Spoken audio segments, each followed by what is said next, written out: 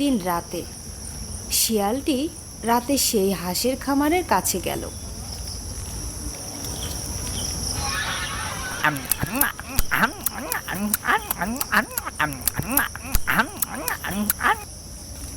ওহ, কি তাজা তাজা হাঁস!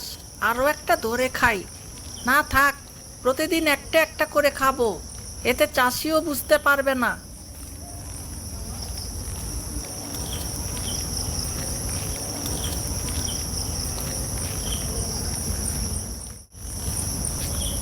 পরের দিন রাতে শিয়াল আবার গেল হাঁস খেতে।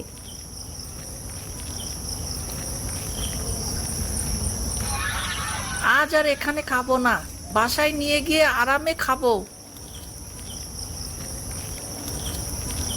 শিয়ালটি তার খাবার মুখে নিয়ে বাসার পথে চলল।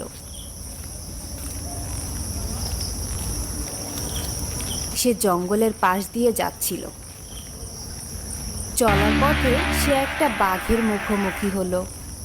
কি হে শিয়াল, আমাকে ফাঁকি দিয়ে শিকারের ভাগনা দিয়ে কই যাচ্ছিস? দে, আমিও খাই। দূর মিয়া, বাঘ আবার হাঁস খায় নাকি? যত সব আজগুবি কথা। আর এটা আমার শিকার, বুঝছো? আমি আর ভাগ দিতে পারবো না। যাও, তুমি ওই গ্রামের ভিতর থেকে হাঁস নিয়ে এসে খাও।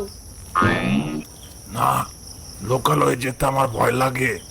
একবার শিকার করতে যেয়ে মানুষের হাতে ধরা খেয়েছিলাম, তারপর সেই লাঠি পেটা খেয়ে কোন রকমে পালিয়েছিলাম। তুই দিবি কিনা বল? না না, আমি দিতে পারবো না। তবে রে, ঠিক আছে, যদি আজ পাই তাহলে তোকে আমি খাবো। দাঁড়া।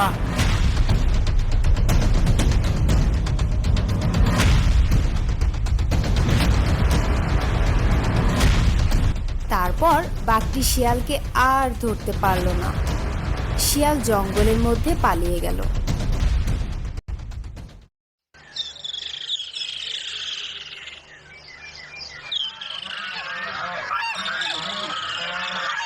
তার পরদিন সকালে চাষি তার হাঁসগুলো কম দেখে অবাক হলো।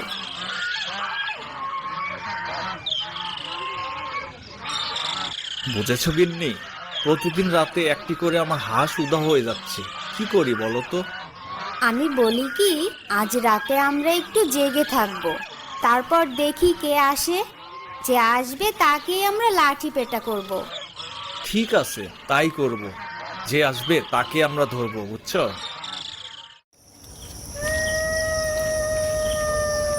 তার পরদিন রাতে বরাবরের মতো শিয়ালটি হাঁস চুরি করতে এলো।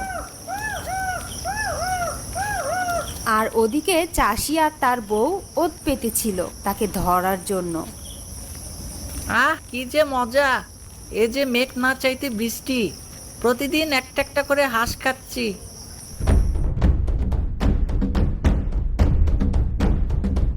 তবে রে বেটা শিয়াল, তুই ওরে বাবা আজ রে, তোকে আর আমি ছাড়বো গেলাম না। রে। বেটা, তুই ওরে আমার বাবা হাঁস রে, শিকার করে আমি খাস। গেলাম রে। তোকে ওরে আচ্ছা বাবা করে রে, ধোলাই দিব। আমি গেলাম রে।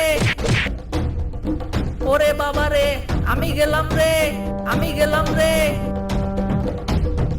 তোকে আমরা প্রাণে মারলাম না, যা এখন থেকে আর কখনো এদিকে আসবি না, এমনকি এই বাড়ির আশপাশও আসবি না।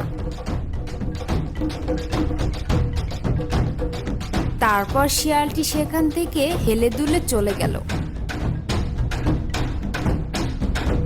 সে এই ঘটনার কারণে আর ওই বাঘের ভয়ে এই গ্রাম থেকে অনেক দূরে চলে গেল।